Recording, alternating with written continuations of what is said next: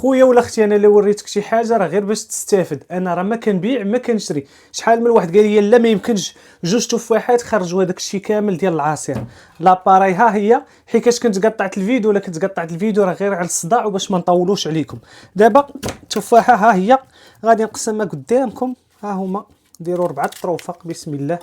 هاد التفاحه الاولى، ونشوفوا شحال يخرجوا لينا ديال العصير هاد جوج تفاحات. هاد الثانيه ما غادي نقطع ما والو، الفيديو لا جا طويل ماشي مشكل، باش ما تقولش يا ثاني زكا قطعتي.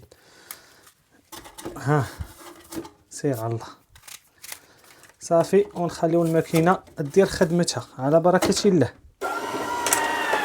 نتسناو.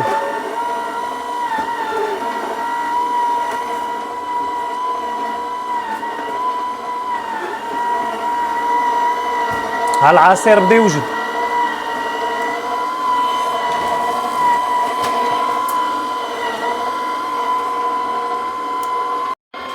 صبر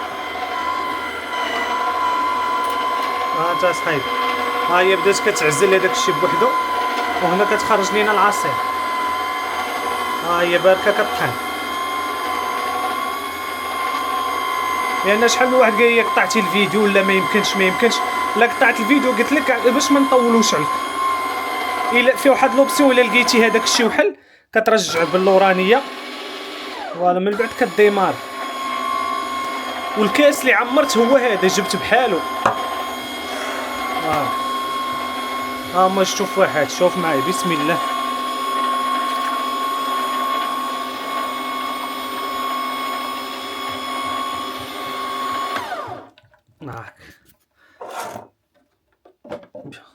ما زدت لا ما درت والو. ها